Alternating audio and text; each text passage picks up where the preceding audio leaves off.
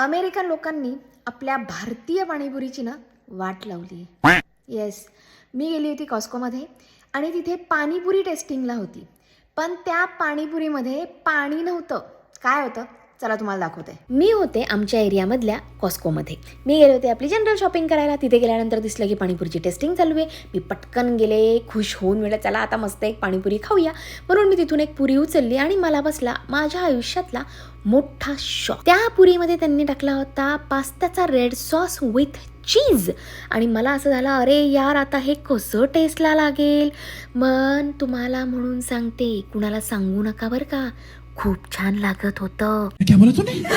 हे कॉम्बिनेशन जितकं विचित्र दिसतं ना तितकं काही विचित्र ते टेस्टला लागत नाही. टेस्ट छान लागली, काहीतरी वेगळं फ्युजन मला खायला मिळालं. जर तुम्ही कधी खाल्लं नसेल ना तर नक्की ट्राय करा. एवढंच नाही, आपले भारतीय स्वीट खास दिवाळीसाठी कॉस्कोमध्ये आले आहेत.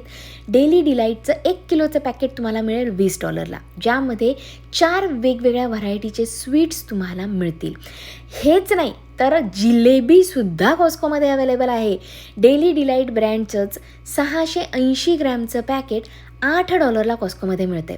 आता यांची टेस्ट कशी आहे मला माहिती नाही, पण कॉस्कोमध्ये मिळणारा पदार्थांची टेस्ट, क्वालिटी आणि प्राईज कोणीही बीट करू शकत नाही. हेच पदार्थ जर तुम्ही इंडियन दुकानात घ्यायला गेलात तर तुम्हाला बऱ्यापैकी महाग मिळतील. त्यामुळे जर तुम्हाला आत्ता खास दिवाळीसाठी काही शॉपिंग करायची असेल ना तर इथे नक्की या. एवढंच नाही तर आपले लच्छा पराठासुद्धा कॉस्कोमध्ये मिळत आहेत.